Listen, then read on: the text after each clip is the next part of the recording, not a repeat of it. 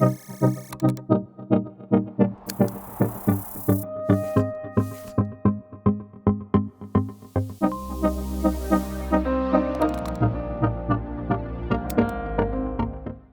je vais demander de me rejoindre Quentin Fournel, qui est donc référent BIM chez Chabal Architectes, Maxime Sagné, responsable des opérations chez Impact, Julien Blacher, BIM Manager pour le groupe Artelia, et Brice Jean-Alphonse, projeteur BIM chez Lai Plâtrerie.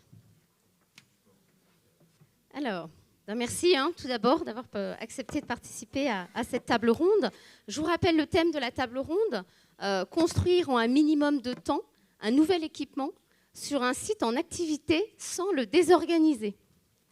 Alors le projet sur lequel porte cette table ronde, c'est la construction d'un internat au lycée hôtelier Lesdiguières à Grenoble. Donc je vais tout d'abord me tourner vers Quentin. Quentin, pouvez-vous nous présenter l'agence Chabal en quelques mots, tout d'abord? Bonjour à tous. Bonjour à tous. Donc l'agence Chabal, c'est une agence de 13 personnes qui a été fondée en 1980 par Monsieur Chabal, Henri Chabal, qui s'excuse de ne pas être là aujourd'hui. Il y a une commission de sécurité justement pour l'internat. Donc on est 13 collaborateurs, 2 personnes au pôle administratif, 8 personnes en concours conception et 2 personnes au pôle chantier. Oui, l'agence intervient principalement sur les marchés publics dès la phase concours. Donc on travaille dans le domaine de l'enseignement, les équipements sportifs, les équipements culturels, mais aussi tout ce qui est tertiaire et santé. Donc sur l'année dernière, on a réalisé un chiffre d'affaires d'1,2 million. Pouvez-vous nous présenter maintenant le projet de l'internat sur lequel va porter cette table ronde? Du coup, le projet de l'internat, c'est un projet de construction neuve qui était sur le site existant de l'internat Lesdiguières, dont vous pouvez voir la perspective. C'est un internat de 300 lits, donc 109 chambres, qui est composé aussi d'un pôle médico-social en rez-de-chaussée et d'un foyer pour les étudiants.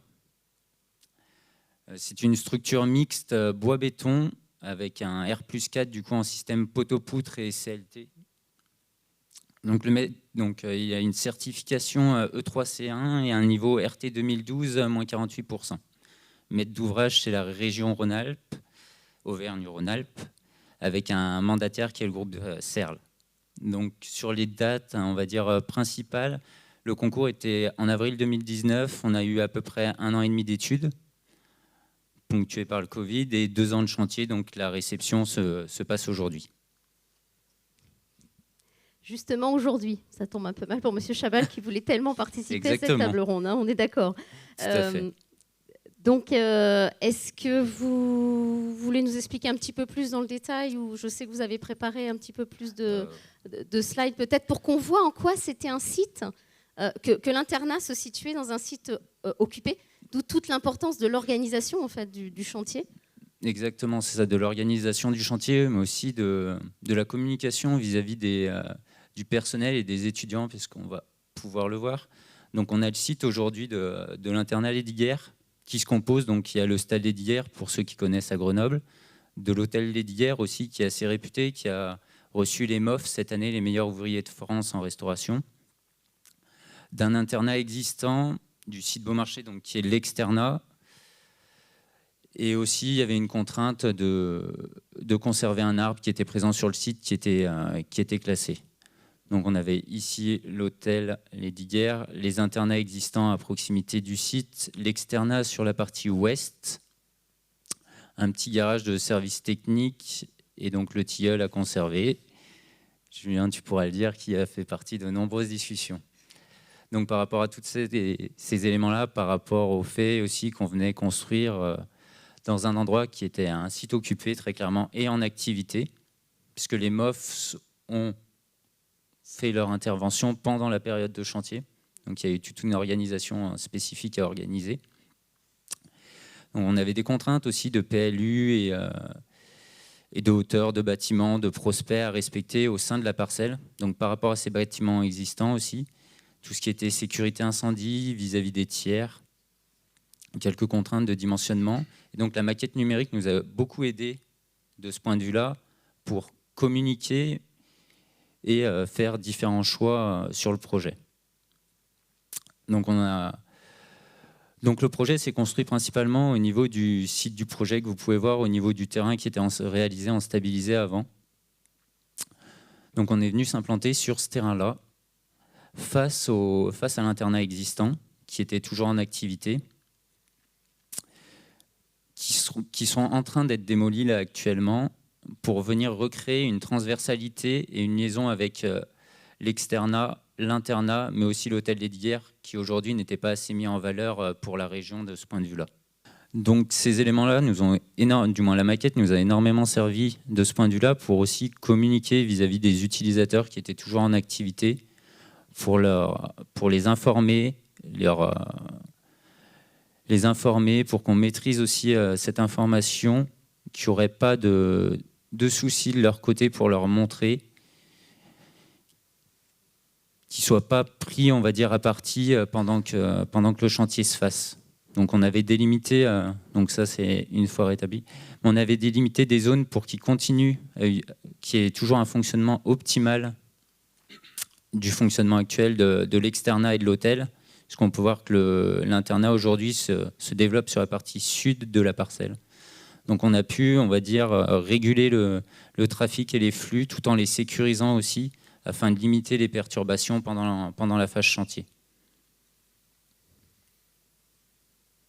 Donc le projet s'organise, donc on a un rez-de-chaussée commun avec toutes les parties communes, foyer et pôle médico-social. Et ensuite on développe les chambres sur la partie est-ouest, donc 2 ailes recoupées par une circulation centrale. Donc les chambres donnent principalement sur les massifs qui nous entourent, donc Chartreuse, Beldon et Vercors, où on retrouve est-ouest des blocs filles-garçons de part et d'autre qui peuvent être aménagés en fonction de soit des années, soit des sexes, sans faire de discrimination, et des niveaux d'études aussi. D'accord. Et on voit la fameuse encoche pour le tilleul. Oui, exactement. Est-ce que vous avez quelques vues de la maquette peut-être? Est-ce qu'on peut... Oui, bien sûr. Voilà. Donc voilà, par exemple, là on a la partie de maquette structure, bois, béton et métal aussi. Une complexité, on va dire, dans cette maquette-là. Il y avait différentes, mais Julien pourra en parler aussi après. Une complexité de structure, puisqu'à Grenoble, on est quand même dans une zone sismique qui est importante et où il fallait qu'on vienne créer un bâtiment résistant et stable avec du bois aussi, qui était une demande, de matériaux biosourcés aussi, qui était une demande de la région sur ce projet-là. Merci. Si on revient à Chabal Architecte, quelle était votre maturité BIM lorsque vous avez répondu à ce projet? À l'agence, il y a une dizaine d'années maintenant, il y a une petite, on va dire, révolution de ce point de vue-là. On a changé de logiciel et à partir de ce moment-là, on a dit il faut qu'on aille à fond dans la démarche et qu'on aille jusqu'au bout. Donc on a formé toute l'agence. Toute l'agence s'est formée, donc on est passé sur Archicad, on travaille sur Archicad. Et on a, à partir de ce moment-là, décidé de ne plus dessiner, mais vraiment de construire, en fait. Donc on a un niveau de maturité aujourd'hui qui est important. Le projet de l'Hédiguerre, on avait une demande BIM dès la phase concours de rendre une maquette, qui nous a servi notamment pour nos études de conception.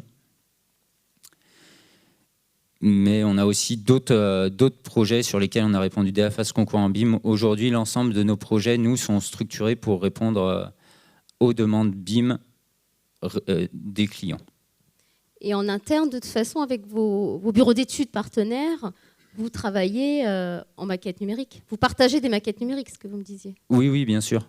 Dès la phase de concours, notamment avec l'économiste ou le BEHQE, sur tout ce qui est modélisation environnementale ou toutes ces choses-là, ces données sont intégrées dès la phase concours. Comme vous disiez, on a des partenaires, des BE, avec lesquels on a l'habitude de travailler, sur lesquels on a organisé des méthodes de travail qui nous sont propres avec eux, en collaboration avec eux, où on collabore autour d'une seule et même maquette qui est la nôtre au début pour commencer.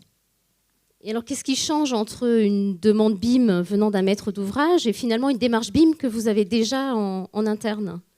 Aujourd'hui, la principale chose qui change, en fait, c'est pas dans la modélisation ou dans toutes ces choses-là, c'est plus dans le côté informatif et renseignement de la maquette. C'est plutôt les informations qui changent en fonction d'un maître d'ouvrage à un autre, où on doit réorganiser l'information pour que la donnée corresponde aux besoins du maître d'ouvrage. D'accord. Et sur ce projet-là, alors quels éléments, quelles informations étaient demandées et à quel moment vous les avez mises? Les informations, elles se sont développées au fur et à mesure des phases, en fonction de l'avancement du projet, en fonction des éléments qui étaient rentrés, de la décomposition aussi et de l'avancement du projet. Elles sont rentrées au fur et à mesure des phases, jusqu'à la phase exé même pour certaines. D'accord. Et est-ce que vous diriez que le BIM est donc un moyen d'améliorer la phase de conception? Enfin, en même temps, vous utilisez le BIM de manière, j'ai envie de dire, classique, habituellement dans votre agence. Donc, j'imagine que vous en êtes arrivé à cette conclusion-là. Est-ce que selon vous, ça permet d'améliorer les phases de conception, mais aussi d'exécution? Oui, bien sûr. Nous, ça nous permet de rationaliser surtout l'acte de construire, de maîtriser aussi tout ce qu'on dessine, de rentrer beaucoup plus vite dans le détail. Et ça nous permet aussi d'organiser, de communiquer autour. Et c'est quelque chose qui nous aide énormément dans la synthèse au départ. On rentre beaucoup plus vite dans les détails, dans toute la globalité en fait, du projet, qui pouvait avant être un peu arriver dans les phases qui arrivent par la suite, quoi.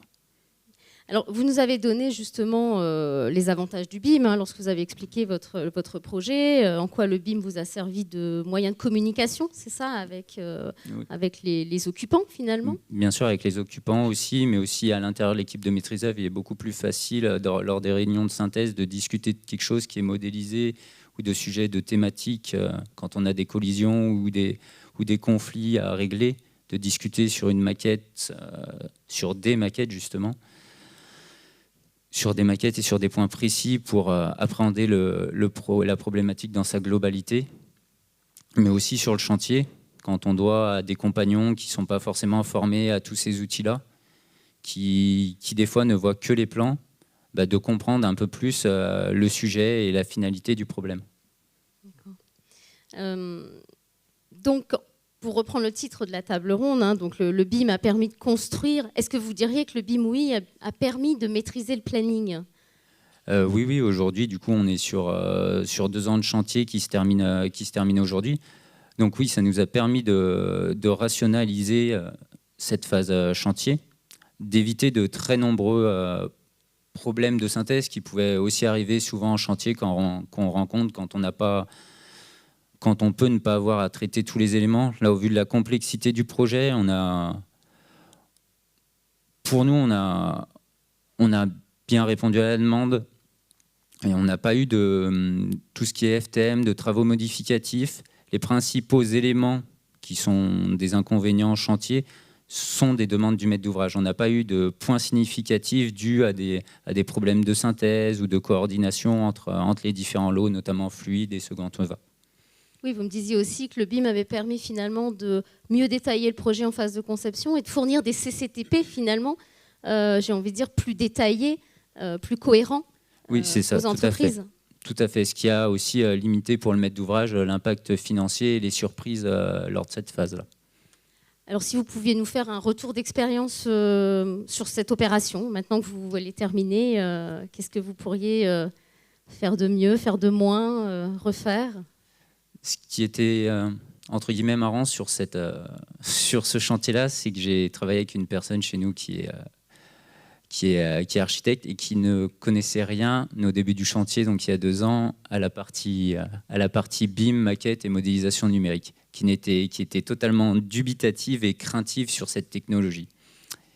Et aujourd'hui, son regard, aussi bien Brice, Julien pour en témoigner, cette personne ne peut plus se passer en fait de cet outil-là, face à toutes les améliorations qu'elle apporte tous les jours pour la gestion, la coordination des entreprises, la communication, tout ce qui est synthèse aussi. C'est vraiment quelque chose de positif de ce point de vue-là. Donc c'est de continuer à convertir les personnes. Donc ça, c'est quelque chose de fort. Il y a une maîtrise et une organisation et un contrôle qui était beaucoup plus important grâce à la maquette.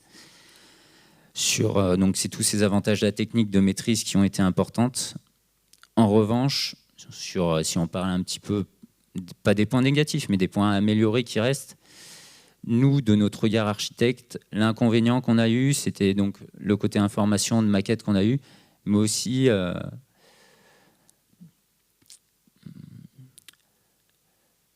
puisque, comme vous le savez, nous, on est architecte, donc on se réfère à la loi MOP, et la loi MOP ne correspond pas forcément aux demandes du BIM à certains instants. Donc, il y avait une coordination et un entre-deux, une transition aussi à trouver entre certaines phases où on avait des demandes qui ne correspondaient pas forcément à l'avancement du projet. Et donc, il y a eu cette adéquation à trouver pour améliorer les choses. Donc, c'est principalement sur une évolution de la loi MOP, des différentes phases, qui serait pour nous un petit peu à développer de ce point de vue-là. Merci Quentin. Mais on va laisser la parole maintenant à Maxime. Alors Maxime, pouvez-vous nous présenter Impact en quelques mots? Oui. Alors, bonjour à tous. Donc Impact, c'est une société qui a été fondée en 2014 sur les métiers du scan et de la modélisation. Ils se sont tout de suite orientés après sur le BIM, sans parler de modélisation 3D. Donc aujourd'hui, on est une société, on fait toujours nos métiers historiques de scan et de modélisation, mais on est surtout orienté conseil sur le BIM, avec les métiers qu'on connaît tous d'accompagnement sur le BIM, de BIM management, d'AMO BIM, et de conseil en gestion BIM et de la donnée au sens plus large qu'on développe bien aujourd'hui. Voilà. Et quel était votre rôle sur ce projet spécifiquement? Et donc sur ce projet, on était AMO BIM, donc assistant à maîtrise d'ouvrage, donc de la maîtrise d'ouvrage et de son mandataire, la CERL. Donc notre rôle, on est arrivé après la désignation de la maîtrise d'œuvre. Donc on n'a pas pu participer au montage de l'opération. Donc notre rôle, c'était vraiment de simplement contrôler que les exigences de la maîtrise d'ouvrage soient bien mises en place sur le projet, et aussi, bien entendu, plus important, de représenter l'expertise BIM pour la maîtrise d'ouvrage, qui n'était pas forcément mature, notamment au niveau de ses chefs de projet, pour contrôler que les exigences soient bien mises en place, mais aussi pour profiter, côté maîtrise d'ouvrage, des maquettes dans la revue de projet pour le suivi de projet. D'accord. Et puis j'imagine aussi, c'est vous qui avez vérifié la conformité des maquettes numériques du DOE. Voilà, donc j'anticipe peut-être la question. Les objectifs du maître d'ouvrage sur cette opération étaient assez simples, on va dire, et assez classiques. C'est de se servir du BIM pour améliorer la conception et la réalisation du bâtiment et obtenir un DOE en maquette BIM à la fin du projet. Donc mon rôle tout au long de l'opération, c'était de contrôler que les maquettes soient bien conformes aux exigences, et qu'elles servent notamment aussi à améliorer la conception et la réalisation. Donc, ça a déjà été un peu évoqué par Quentin au niveau de la synthèse. Donc, comme je représente aussi l'expertise BIM de la maîtrise d'ouvrage, mon rôle est de l'accompagner dans la revue de projet, et notamment de vérifier si la synthèse et la pré-synthèse en conception a bien été réalisée. Donc on a pu faire remonter des problèmes de pré-synthèse et de synthèse pour pousser un peu plus justement la maîtrise d'œuvre et puis après la synthèse à vraiment utiliser les maquettes et aller plus loin que ce qu'on pouvait voir classiquement sur les plans 2D. D'accord, donc on est d'autant plus sûr que finalement le DCE qui a été reçu par les entreprises était de qualité, parce que déjà elle a une synthèse BIM, c'est ça, faite par la maîtrise d'œuvre, et vous avez en plus vérifié que cette synthèse, elle était bien faite.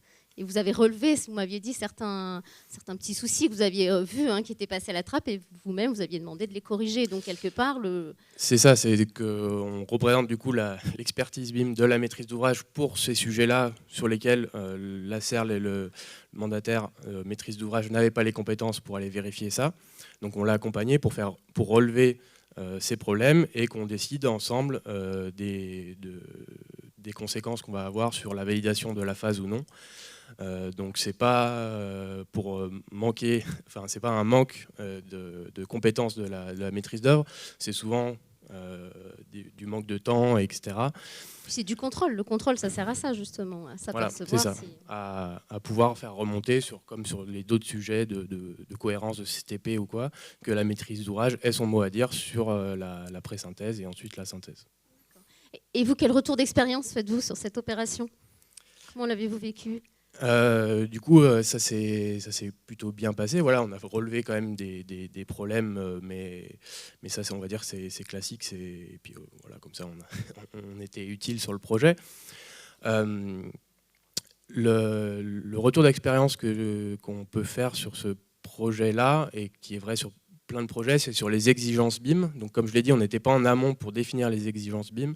Les exigences BIM intégrées au marché de maîtrise d'œuvre provenaient de la charte région, qui définissait du coup de façon globale et pas de façon adaptée au projet les exigences de la région. Au niveau du niveau de détail des maquettes et notamment au niveau des informations demandées, la région liste tout un tas de paramètres sans forcément les phaser, donc sans forcément dire à quelle phase on allait demander ces informations. Donc sous-entendu, potentiellement on peut attendre qu'au DOE, ce qui n'est pas forcément le cas. Donc là, il y a eu un travail et une proposition de la maîtrise d'œuvre pour proposer un phasage de ces informations. Donc ça s'est bien déroulé. Mais du coup, voilà, il y a eu ce travail nécessaire avec la maîtrise d'œuvre pour pallier à ce manque de précision des exigences. Oui, c'est ce que vous me disiez, que la maîtrise d'œuvre était très présente sur le projet et avait justement été prête à combler quelque part des imprécisions, mais c'est normal, hein, c'est toujours en devenir, c'est à réfléchir, c'est en cours de réflexion, tout ça. Mais quelque part, vous aviez joué le jeu. Oui, c'est ça. Oui. Je pense qu'il faut qu'il l'allume. À la régie, il marche pas. Oui, c'est bon, ça marche. Oui, je disais que notre rôle, justement, nous aussi, en tant que, je ne l'ai pas précisé, mais on était mandataire de l'équipe de maîtrise d'œuvre, donc on était responsable aussi de ce qu'on rendait. On était responsable du BIM à travers l'organisation que Julien a fait en tant que BIM manager, mais on est là vraiment pour accompagner le maître d'ouvrage dans ses besoins et de répondre à ce dont il a besoin pour l'avenir, quoi.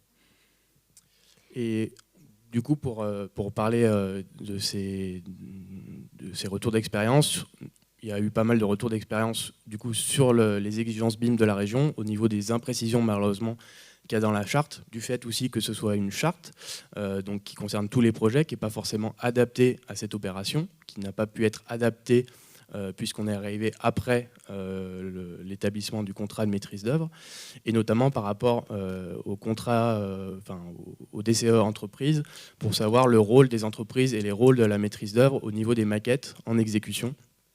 Et donc là, il y a eu des discussions, parce que l'exigence de la charte était assez floue, vu qu'elle n'était pas adaptée au contexte de l'opération. Donc pareil, il y a eu des discussions avec la maîtrise d'œuvre pour arriver à un compromis, que la maîtrise d'œuvre soit chargée des maquettes exécution et DOE, sachant qu'elles avaient les études d'exécution, voilà, sauf si les entreprises proposaient des adaptations qui remettaient en cause la volumétrie et la géométrie du projet. À ce moment-là, elles devaient produire des maquettes. Et donc, le retour d'expérience qui sera peut-être évoqué aussi par la suite, c'est que les entreprises, même si elles ne sont pas faites d'adaptation, certaines ont fait quand même des maquettes sans que ce soit exigé, et que certaines entreprises qui ont proposé d'adaptation étaient capables quand même de produire des maquettes. D'accord. Donc si je vous comprends bien, oui, finalement, c'est d'où l'intérêt, lorsqu'il y a une charte BIM du maître d'ouvrage, de la décliner en cahier des charges BIM sur chaque opération, parce que chaque opération est spécifique. Exactement, voilà. Ça évite les zones de flou et les quiproquos et les discussions qu'il y a pu avoir au moment du DCA. Au final, on s'en est bien sorti. C'est aussi pour ça qu'il y a besoin aussi d'expertise BIM au niveau de la maîtrise d'ouvrage pour traiter ces sujets. Mais c'est vrai que si on traite ça en amont, c'est quand même mieux. Surtout que là, on avait une maîtrise d'œuvre qui était quand même volontaire. Mais ce qui n'est pas le cas sur d'autres projets, si je prends le retour d'expérience sur d'autres projets. Et donc aussi, ce que vous dites, c'est que la MOBIM, finalement, il faut le faire intervenir avant le contrat de maîtrise d'œuvre, c'est ça, pour finalement bien verrouiller tout ça et peut-être décliner cette charte BIM en cahier des charges BIM, ce qui évitera toutes ces discussions qu'il y a eu par la suite. C'est ça, voilà. Et puis dernier sujet de manque un peu dans cette charte BIM, c'est sur la codification des éléments. La charte de la région demandait sur certains objets des paramètres, sans forcément avoir de règles qui permettent de les distinguer, de les repérer dans la maquette. Et du coup, pareil, il y a dû avoir une proposition de la maîtrise d'œuvre, des dialogues, pour qu'on se mette d'accord sur comment on repère une CTA dans la maquette, sachant que ce n'était pas demandé dans la charte région. Donc ça aussi, retour d'expérience pour les maîtres d'ouvrage. de penser à ça, une codification des éléments pour les repérer dans la maquette et qu'il n'y ait pas de discussion sur le contrôle et la conformité des maquettes au niveau des informations qu'elle contient. Bien, merci beaucoup. Donc maintenant, je me tourne vers Julien.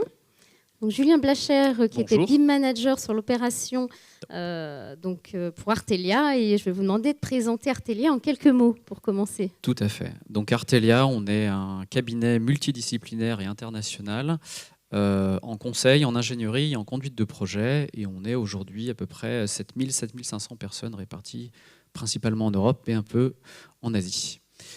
Voilà. Et vous, Julien, sur ce projet? Alors, donc sur ce projet-là, du coup, j'avais le rôle de BIM manager et je représentais aussi Artelia qui avait pour mission les études d'exé et de conception pour la partie béton et charpente bois et VRD.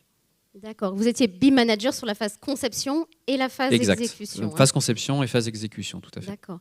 Alors, par contre, donc Chabal Architecte portait la synthèse, c'est ça? Ouais. Donc, quelles étaient les limites de prestation entre le BIM manager et la cellule de synthèse? Alors, en fait, c'est assez simple puisque c'est deux missions qui sont différentes. Donc, les responsabilités... Mais on les confond souvent. On les confond souvent, c'est pour c'est ça vrai. la question. Alors, on les confond souvent parce qu'il y a des tâches qui sont communes aux deux, mais pourtant, les responsabilités sont très claires. Donc Chabal avait été mandataire, comme le Quentin le disait, et avait la responsabilité de la synthèse en phase exécution. Et donc moi je portais le BIM, et donc on s'est clairement, on a discuté et on a clarifié justement les limites de prestation. Et on est arrivé à une organisation qui était que le rôle du BIM manager en phase exé avait en plus un rôle de support logistique pour la synthèse. Donc mon job sur la partie exé, c'était justement de faire cette histoire de détection de collision. Donc c'est cette tâche-là qui porte souvent à confusion. Et j'apportais du coup des rapports exhaustifs sur tous les sujets qui étaient à résoudre en phase d'exécution et en réunion de synthèse. Et donc Chabal, donc Simon, du coup le responsable du projet côté Chabal, et Quentin récupéraient ces rapports et analysaient tous les sujets qu'il y avait à résoudre en réunion avec les entreprises. Voilà. D'accord. Comment s'est passée la phase de conception avec les différents acteurs, les différents outils Alors la phase de conception, elle était relativement simple puisqu'il y avait donc 3 entités. Chabal qui portait les corps d'état architecturaux, CET qui était le bureau d'études fluides qui avait la partie électricité, plomberie, CVC, et Artelia qui avait la partie structure, donc béton, VRD et VRD qui n'est pas de la structure, mais béton, charpente bois et VRD. Donc on avait 3 entités, c'était relativement simple à coordonner, dont une entité qui était moi avec moi-même. Et puis c'était 3 acteurs qui avaient quand même une bonne maîtrise de leurs outils, qui avaient une expérience quand même relative et relativement intéressante aussi avec le BIM sur d'autres projets. Donc ça a été une phase plutôt aisée en termes de coordination BIM. Quels usages justement pendant cette phase de conception? Alors on est resté sur des usages que je vais appeler courants aujourd'hui. Donc on est sur de la production de maquettes, de la production de plans, de l'extraction de quantités. On a beaucoup communiqué aussi avec les maquettes, soit auprès du maître d'ouvrage, soit en interne en termes de revue de projet. Voilà, c'est des usages qu'aujourd'hui qui sont totalement courants quand on envisage du BIM, voire même pas du BIM, mais dès qu'il y a des maquettes, c'est typiquement des usages courants, quoi. Alors Quentin nous a expliqué les avantages du BIM en phase de conception, il nous a expliqué aussi les niveaux d'information, on en a un peu parlé. Parlons plutôt du BIM en phase exé. Comment ça s'est déroulé le BIM en phase exé? Du coup, ça se complexifie beaucoup plus puisqu'on a cette fois-ci une dizaine d'entreprises, je ne sais plus exactement, mais voilà, une quinzaine de lots, mais on avait une dizaine d'entreprises qui pouvaient être très vite concernées par la modélisation BIM et par les maquettes et sur la synthèse. Donc on a beaucoup plus d'acteurs, on a beaucoup plus de types de logiciels, on a des maturités qui sont totalement différentes. Donc là, le job est beaucoup plus chronophage. Donc on est obligé d'aller contacter les entreprises, quasiment une par une, parce qu'il faut se rapprocher de chacune de ces entreprises, voir un peu où est-ce qu'ils en sont, ce qu'ils ont compris, leur expliquer dans le cas où ils n'ont pas compris, ce qui était envisagé, quels étaient les livrables, etc. Et parfois les accompagner sur leur retranchement ou sur leur connaissance de certains logiciels. Et inversement, moi aussi, du coup, j'apprends plein de choses à les contacter directement. Oui, c'est intéressant. Là, vous parlez bien d'accompagnement des entreprises. Ça veut bien dire que c'est là où le rôle du BIM manager est important, en fait. Alors moi, S'il je l'envisage accompagne, comme il est ça. important. C'est en effet, c'est un débat. Je pense qu'on n'a pas tous la même façon comme on n'a pas tous la même façon de faire de la conduite de projet. Il y a évidemment des choses qui sont communes, des réflexes qui sont communs et des méthodes qui sont communes. Mais moi, je suis plutôt sur le côté pragmatique. Mon rôle, c'est d'essayer de concilier le côté chronologique du projet, le côté planning, le côté maturité des personnes, le côté logiciel qui n'ont pas toujours les mêmes méthodes, les mêmes performances, et concilier les objectifs du maître d'ouvrage avec un DOE qui doit être supposé être parfait à un instant T. Donc ça, c'est un rôle de conciliateur, de modérateur et d'accompagnement, et je pense que ça fait vraiment partie du boulot. Et est-ce que tous les lots ont eu à produire une maquette numérique ?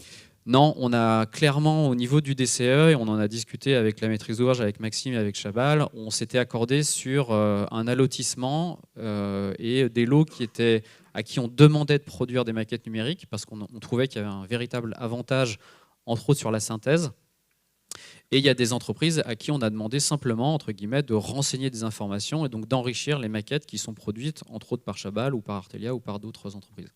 De les enrichir par l'intermédiaire d'un tableau Excel. Alors ça s'est fait majoritairement avec des tableaux Excel parce que c'est des informations qu'on renseigne qu'une seule fois entre guillemets, et donc cette méthode-là c'est la plus efficace et la plus pragmatique. D'accord. Donc la maturité des entreprises ayant participé à ce projet, est-ce qu'elles sont toutes allées au bout de l'objectif ? Est-ce qu'elles ont toutes produit des maquettes numériques ? Alors toutes celles à qui on demandait forcément contractuellement de produire des maquettes, ils sont arrivés, heureusement. Et certaines ont quand même pris l'initiative pour des usages en interne. Alors souvent, c'est des usages qui sont liés à la fabrication, à l'approvisionnement, aux commandes numériques, etc. Certaines nous ont donné des choses qui étaient exploitables et à un moment donné, il y a des choses qui ne le sont plus parce que c'est des maquettes trop lourdes qui ne sont pas pour l'usage qu'on envisageait. Donc, ils ne sont pas exploitables pour nous. Et donc, on n'a pas eu forcément des résultats exploitables à la fin. D'accord, mais celle-là, c'était plus les entreprises qui testaient, qui essayaient, mais qui n'avaient pas contractuellement une maquette numérique à produire. Typiquement. Est-ce que donc tout le monde, parce qu'après on parle d'information, le DOE numérique, pareil, est-ce que vous avez réussi à avoir un DOE numérique de la part de toutes les entreprises ? Est-ce que le DOE numérique aujourd'hui est pertinent ? Est-ce que vous êtes content de ce que vous avez reçu ? Alors ça va être une réponse commune. C'est en cours.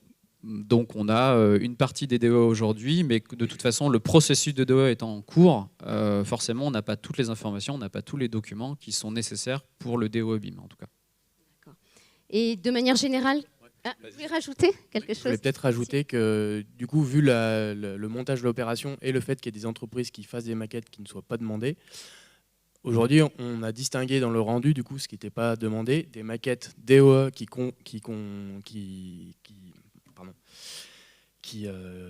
sont en fait les maquettes qui ont servi à faire les plans DOE sans exigence d'information. Donc c'est vraiment potentiellement que de la 3D, ce qui était important, et des maquettes gestion qui, elles, contiennent déjà pas mal des paramètres qui sont exigés par la région et qui ne sont pas forcément faites du coup par les entreprises.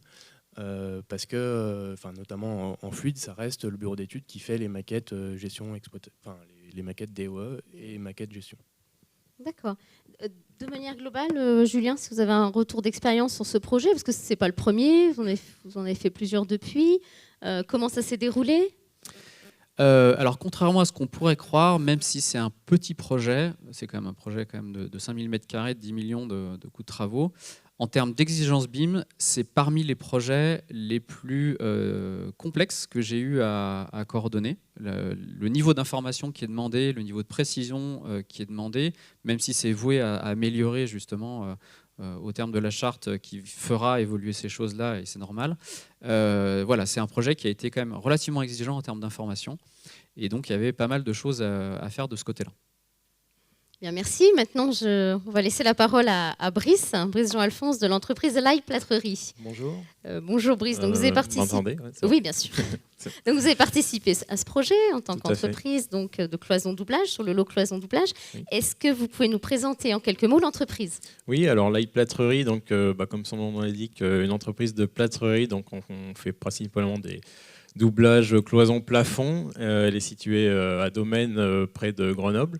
Et en fait, elle a tout type de clients. Donc, on est 70 salariés. On a tout type de clients. On a vraiment des chantiers assez variés. Ça va du logement collectif, RP, école, EHPAD, etc. Donc, c'est vraiment varié. Le chiffre d'affaires de l'an dernier était de 16 millions d'euros. Et voilà, donc c'est vrai que on collabore avec tout type de clients et on fait tout type de chantier, donc c'est très varié. D'accord. Alors, voilà, un chantier en BIM. On pourrait se dire, bon, une entreprise de cloison doublage, j'y vais pas, ou va falloir que je me forme. Mais vous, en fait, vous y étiez déjà quelque part. Alors, on y était. Alors, le BIM, disons qu'on y est ponctuellement, parce qu'en fait, on utilise la maquette numérique maintenant. Enfin, je suis arrivé dans l'entreprise en 2017, où le personnel au bureau d'études était déjà formé ou était en train de se former justement à la maquette numérique, donc dans Revit et avec le plugin, l'extension, on va dire BIM Cloison, qui est justement dédié à la plâtrerie. Et donc là, en fait, quand je suis arrivé, on était encore sur. Enfin, j'ai appris en fait, on va dire la manière traditionnelle de faire des métrés et préparer des plans pour les chantiers. Mais c'est vrai que depuis, on va dire 2019, l'ensemble de nos chantiers sont préparés en 3D, en fait, on va dire dans Revit. Et donc le BIM, pour en revenir sur le BIM, en fait, on va dire que c'est encore des chantiers qui sont ponctuels, parce que tous les projets ne sont pas BIM encore, mais c'est vrai que le fait de déjà maîtriser Revit, en fait, ça aide du coup pour participer à ce type de projet, à ce type de démarche. Donc vous disiez que dès les études de prix, finalement, c'est ça, vous montez une maquette numérique? C'est ça. En fait, ça peut arriver si on a le temps de travailler en amont, en fait, d'abord de modéliser le projet, et puis ensuite il y a des allers-retours qui sont faits avec le client, etc. Éventuellement pour trouver des économies, des solutions de montage. Et toujours l'objectif en général, c'est de trouver là où on peut faire d'optimiser exactement, et de rester avec les montages, les contraintes, respecter les contraintes demandées, mais en gagnant de l'argent en fait avant de commencer le projet, et d'établir une DPGF, un devis à partir de la maquette faite en amont.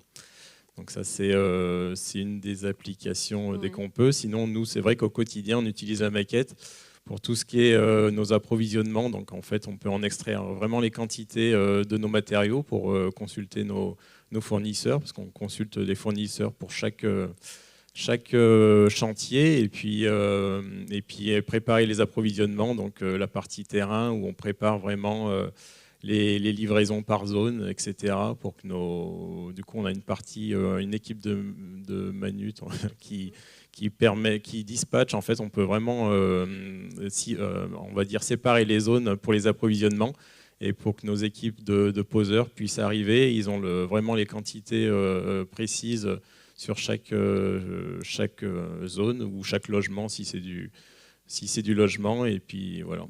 Et du coup, ça optimise vraiment le travail. Et vous me disiez aussi que ça vous permettait de sortir des plans de repérage, en fait, directement de la maquette. C'est ça, vous ne mettiez pas spécifiquement la maquette numérique dans les mains des chefs de chantier, mais au moins les plans de repérage sortant de la maquette, c'est ça. Ça. Alors du coup, effectivement, le fait de tout modéliser, en fait, nous permet de aussi créer grâce à des filtres, etc., tous nos plans de repérage. Et du coup, on a certains chefs de chantier qui sont équipés de tablettes. Donc, on va être amené justement à équiper de plus en plus nos équipes de tablettes. Donc, pour l'instant, les échanges se font avec des fichiers, on va dire, en 2D. Donc, c'est les plans au format PDF ou des fiches techniques, etc. Et l'objectif aussi, c'est de amener la maquette en 3D directement sur le chantier, puis pour qu'ils puissent éventuellement zoomer sur des parties un peu techniques. Pour l'instant, les échanges se font, nous, au bureau d'études, avec les conducteurs de travaux qui sont concernés par les chantiers en question. Donc, ça permet de préparer des détails et tout ça. Donc, ils retranscrivent ça aux chefs sur place. Mais l'objectif, dans un futur proche, on va dire, c'est de les équiper tous, et puis qu'ils aient accès à une maquette directement. D'accord, et peut-être cliquer sur les cloisons pour savoir quel type de cloison ils doivent poser. Voilà, pourquoi pas. Comment s'est passé, si on revient au projet, comment s'est passée la phase BIM Exé ?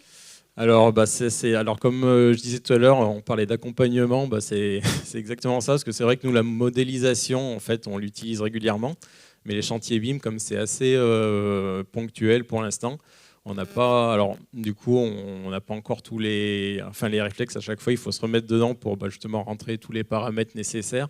Et quand on n'a pas l'habitude de le faire régulièrement, il y a toujours une période de latence où on se dit alors comment, déjà on regarde justement la charte BIM pour voir ce qui nous est demandé.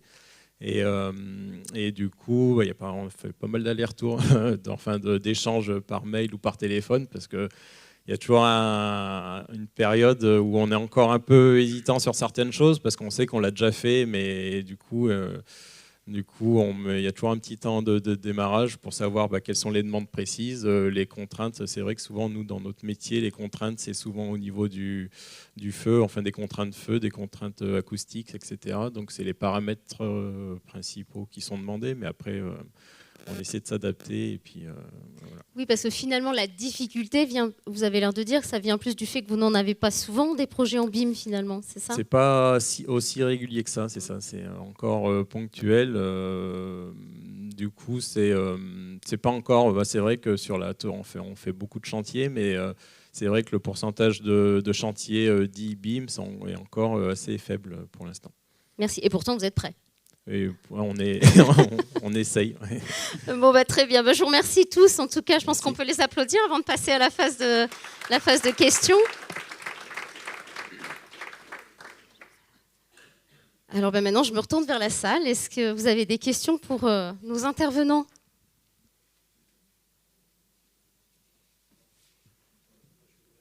Ah, il y a quelqu'un là-bas. Ah oui. Je vais me permettre de prendre le premier qui a levé le bras. Allez-y, monsieur. Oui, bonjour. Serge Marion, Betelec, on travaille sur Suisse.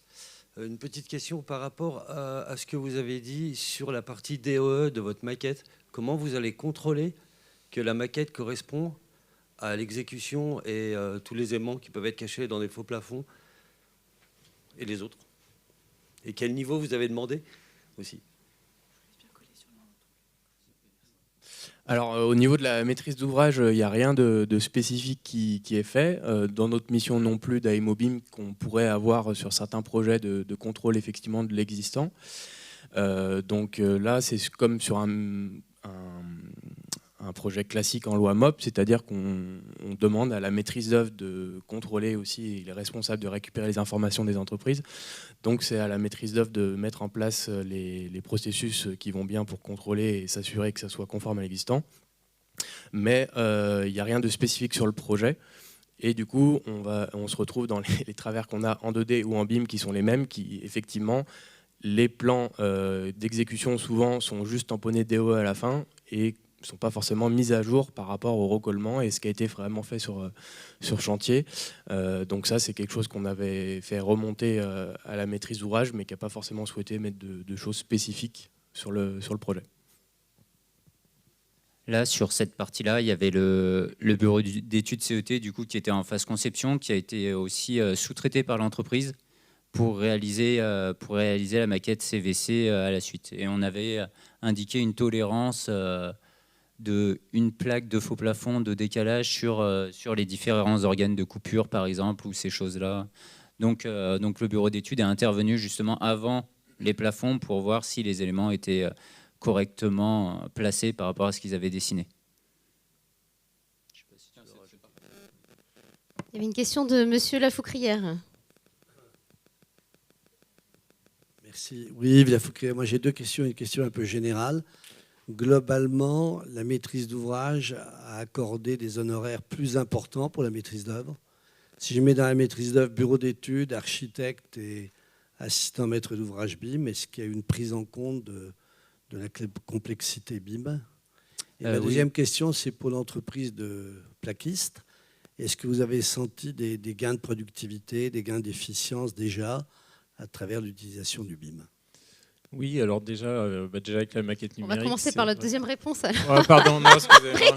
Je voyais que Quentin était prêt à répondre.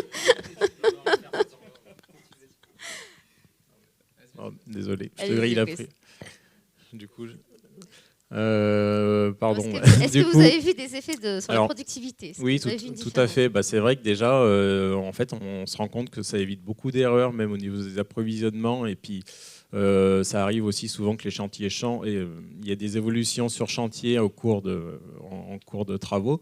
Et du coup, c'est beaucoup plus facile de mettre à jour ça sur une maquette BIM parce que du coup, ça nous retranscrit du coup ça. Enfin, ça nous change directement les matériaux. Nous, au niveau des approvisionnements, tout ça. Enfin, c'est vrai que le suivi est beaucoup plus facile avec une maquette numérique, alors que ce soit sur un chantier BIM ou non d'ailleurs.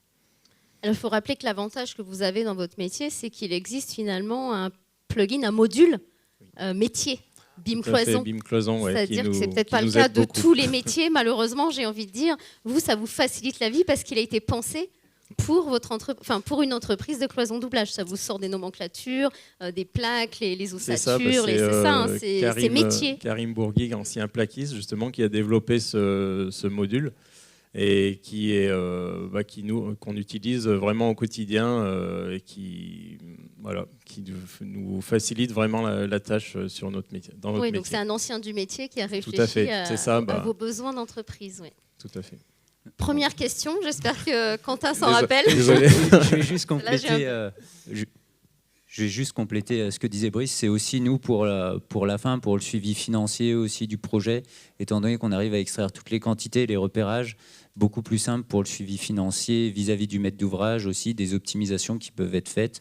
Donc il y a quelque chose qui est vraiment bien tracé de ce point de vue-là, quoi. Et sur votre première question, du coup, oui, il y avait une mission spécifique en plus des missions de base du contrat, une mission spécifique BIM qui était demandée dans le contrat, qui était inscrite. Donc des honoraires en plus. Ça. C'était pas préparé. Bonne question. Non. Je dirais qu'on est plutôt dans l'ordre entre 3 et 6%. 3 et 5%. Ouais. De mémoire, et grosse maille. Hein. De majoration des honoraires de maîtrise d'œuvre. Oui, tout à fait. Et après, pour la partie exécution, du coup, comme il n'y avait pas d'imposition de BIM, sauf optimisation des entreprises, du coup, il n'y avait pas de ligne spécifique BIM sur les marchés de travaux. Donc là, pour le coup, il n'y avait pas de surcoût, en tout cas identifié, parce que de toute façon, une entreprise pouvait répondre sur tous les lots sans BIM s'il ne faisait pas d'optimisation et que du coup, la maîtrise d'œuvre gardait la main sur la maquette. Il y avait simplement une demande de participation qui était demandée aux entreprises. Donc, on a par exemple parlé des tableurs Excel ou des choses comme ça sur les revues de synthèse ou avec les maquettes, de participer et de collaborer dans cette partie-là, quoi. Est-ce qu'il y a encore une question, madame? Oui, j'ai monsieur aussi. Madame qui a levé le bras avant. Oui, merci. Oui, Sandrine Mouge, Haute-Savoie Habitat, bailleur social sur la Haute-Savoie, comme l'indique son nom. Moi, j'aurais deux questions. Je ne suis pas sûre d'avoir bien compris dans l'équipe. Donc, Maxime Sagnier, donc vous êtes AMO, donc vous avez un contrat avec la région, qui est le maître d'ouvrage. Et Julien, c'est marqué aussi, Julien oui, il y a une Blanchet, coquille c'est marqué aussi AMO, mais c'est pas... c'est BIM Manager côté maîtrise d'accord, d'œuvre. ok. Donc vous êtes dans l'équipe de maîtrise d'œuvre. Voilà, c'est ça, il y a une petite coquille dans le... D'accord, ok, très bien. Enfin, ce que j'en déduis, c'est que c'est quand même bien d'avoir finalement un référent BIM dans chez chaque partenaire de l'acte construire. Alors, oui. On n'a pas parlé du contrôleur technique ou du SPS, alors je ne sais pas si eux, puis peut-être il y a d'autres, je sais pas, le géotechnicien mais j'imagine. Enfin voilà, donc ça c'était ma première question.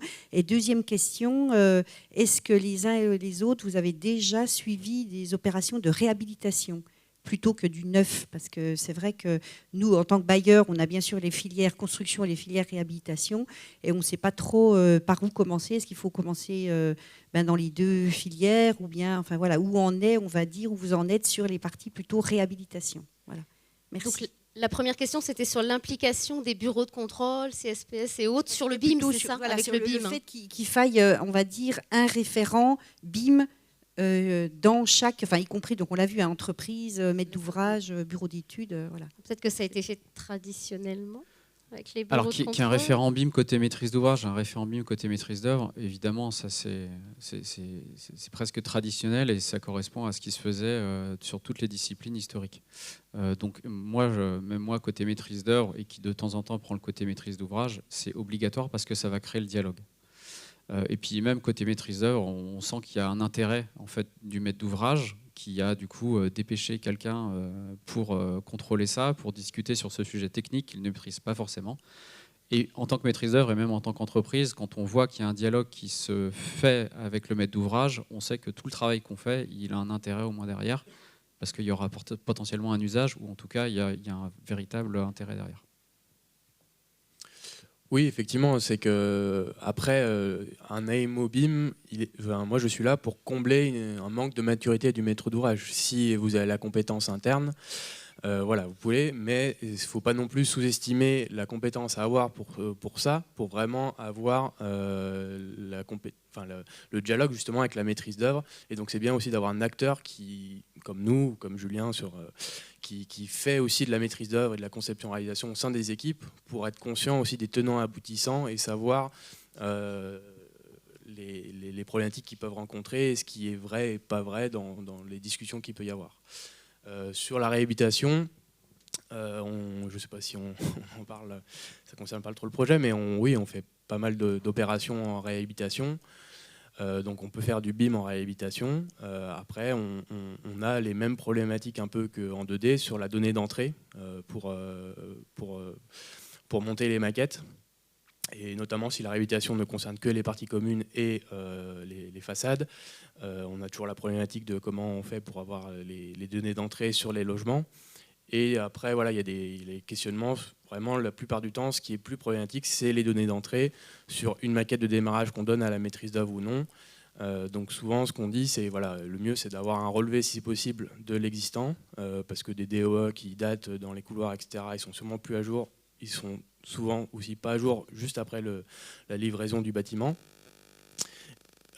Et du coup de faire un relevé, mais pas forcément de commander une maquette à un géomètre, sinon à chaque fois on a des problématiques sur l'utilisation de la maquette par la maîtrise d'œuvre. Donc souvent c'est fait pour gagner du temps, pour pas que la maîtrise d'œuvre aille monter la maquette de l'existant, mais au final on perd quand même ce temps-là gagné parce qu'il y a des discussions avec la maîtrise d'œuvre qui doit reprendre la maquette et souvent on remodélise quasiment toute la maquette. Je vais compléter ce que disait Maxime exactement sur les problèmes sur le cas de la réhabilitation. On a eu exactement ce cas-là où le maître d'ouvrage avait demandé à un géomètre de modéliser une maquette, donc il lui avait payé une mission pour faire ça. Et il s'avérait que la maquette, du coup, n'a servi à rien puisque nous, on a été obligés de remodéliser entièrement le projet derrière, puisqu'elle n'était pas en adéquation ni avec nos logiciels, ni avec vraiment la demande du maître d'ouvrage à la base. Donc on s'est retrouvé avec une modélisation qui était là, qui était informatif puisqu'on n'avait pas de plan, pas de façade, mais voilà, qui n'allait pas plus loin que ça ensuite, quoi. Rien à rajouter si ce n'est que, en termes de stratégie pour vous, il faut envisager les deux. À chaque projet neuf, essayer d'engager une démarche BIM, et puis essayer en parallèle, quand vous avez de la réhabilitation, d'engager aussi une démarche BIM avec du coup les usages de numérisation de l'existant qui ne sont pas faciles, qui dépendent de plein de critères, de qualité d'archives, de niveau de réhabilitation que vous voulez faire. Mais en tout cas, il faut gérer en parallèle ces deux types de projets-là. Et je voulais revenir sur le sujet des contrôleurs techniques. J'aimerais bien que les contrôleurs techniques prennent plus en main les maquettes numériques et s'en servent justement pour faire des contrôles normatifs. Ouais, sur les contrôleurs techniques, souvent on a le cas, les grands contrôleurs techniques font des communications, qui font du BIM, etc. Sur les projets, j'ai jamais vu un contrôleur technique utiliser la maquette. Merci. Je ne sais pas s'il y a des contrôleurs techniques dans la salle. Parce que de toute manière, contractuellement, ils doivent des visas, etc. sur des plans papier, enfin PDF ou voire papier. Donc on finit toujours par faire ça. Et donc ça leur demanderait plus de boulot, potentiellement, de faire le même travail après sur la maquette à côté. Donc c'est souvent pour ces raisons-là qu'ils ne se mettent pas sur la maquette. Alors que techniquement, ils pourraient totalement s'en servir. Merci. On avait une question là-bas. Donc, cette table ronde amène beaucoup de questions. On va peut-être finalement sucrer la pause. Bonjour, Waïb Sherad, donc anciennement BIM référent dans l'entreprise Like Plâtrerie et aujourd'hui bureau d'études BIM spécialisé pour les plaquistes. Donc j'ai une question un peu plus générale. Pour moi, j'ai l'impression que du côté de la maîtrise d'ouvrage, on est à peu près prêt. La maîtrise d'œuvre est à peu près prête pour le BIM. Moi, du point de vue entreprise, j'ai l'impression que c'est là que le bas blesse, parce que le BIM, ça reste quand même extrêmement chronophage. J'étais encore dans l'entreprise là quand Béris a bossé sur le projet de Lesdiguières et je sais qu'il y a passé énormément de temps. Et ma question, c'est est-ce que vous pensez qu'on pourrait accompagner un peu plus les entreprises parce que forcément, un modeler BIM qui passe du temps sur un projet, c'est du temps, ça a un coût. Pareil, pour rentrer les différentes informations, ça prend aussi du temps. Les entreprises qui ne font pas beaucoup de BIM, comme Brice le disait, il faut à chaque fois se remettre dans une démarche BIM. Et quand on n'en fait pas au quotidien, ça peut vite être assez lourd. Donc voilà, tout simplement. Alors, pour moi, il faut réfléchir déjà en interne. Pour que ça puisse marcher, il faut essayer de trouver la valeur ajoutée du BIM pour l'entreprise. Pour Brice, principalement, sa valeur ajoutée, c'est d'avoir des quantités plus fiables, plus rapides, d'avoir de la pro, d'avoir voilà, les charpentiers métalliques, les charpentiers bois, ça fait 20 ans qu'ils utilisent ces technos pour ces usages-là, et c'est les entreprises qui sont quasiment le plus en avance aujourd'hui, parce qu'ils ont un usage derrière, indépendamment de la volonté du maître d'ouvrage, et donc ils ont construit depuis 20 ans avec différents outils, peu importe, mais ils ont construit ces stratégies-là pour eux en interne. Et donc, ils ont une valeur ajoutée. Donc, ils n'ont pas réfléchi à combien ça me coûte en plus. De toute façon, pour eux, c'est déjà un bénéfice. Donc, je pense que cette approche-là, elle me semble vraiment pertinente. En effet, après, sur chaque projet, il y aura des demandes qui seront uniques, différentes. Et donc, forcément, il y aura du temps à passer pour les entreprises, pour la maîtrise d'œuvre, en su. Mais ça fait partie du job. Chaque projet est différent. Et donc, ça fait partie du job. Oui, et chaque chiffrage est différent. Chaque chiffrage est différent. Affaire. Donc il faut vraiment réfléchir d'abord en interne à un investissement et un retour sur investissement indépendant de ce qui se passe sur le marché.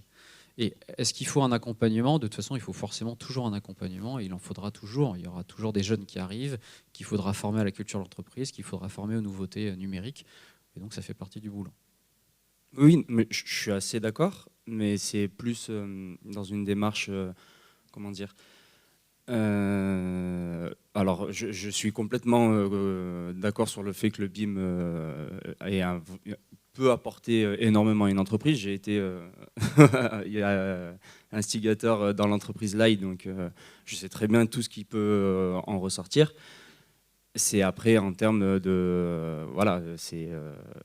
comme je le disais, toujours la même chose, c'est hyper chronophage. Donc du coup, c'est vrai qu'en fonction des exigences qui peuvent être demandées, ouais, mais est-ce que tu as fait l'équation jusqu'au bout ? Est-ce que tu as mesuré le temps qu'il faut pour faire ça ? Est-ce que tu as mesuré le temps que ça peut potentiellement te faire gagner si tu avais fait une méthode entre guillemets traditionnelle ou différente ? C'est ça qu'il faut. En fait, il faut prendre toute l'équation, il faut prendre tous les paramètres de l'équation pour voir si c'est un avantage. Après, je ne pousse pas la consommation. Il y a des entreprises pour certains lots pour lesquels peut-être ça n'a aucun intérêt. Peut-être. Peut-être que les méthodes traditionnelles peut-être que les méthodes traditionnelles sont largement suffisantes. Peut-être que les méthodes qu'ils ont développées, des choses qu'ils ont développées en interne sont peut-être suffisantes pour lesquelles le BIM n'apporte pas forcément une valeur ajoutée supplémentaire. Mais c'est aussi pour ça que pour certains projets, on ne demande pas nécessairement de maquette numérique à tous les lots.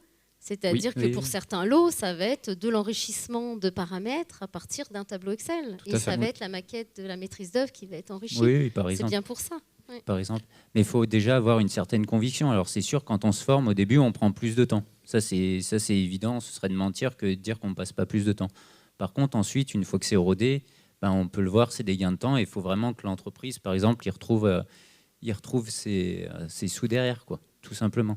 Par exemple, sur sa productivité, tout à fait. Oui. Par exemple, sur ce projet-là, on n'en a pas parlé, mais il y avait des salles de bain préfabriquées. Donc il fallait qu'à la mise en œuvre, il y avait un côté industrialisation. Donc les salles de bain, elles arrivaient prêtes au millimètre. Et il fallait que sur le chantier, ce soit respecté correctement, quoi. Et donc c'est là où, par exemple, pour cette partie-là, le côté maquette technique a été très rentable pour cette entreprise-là, quoi.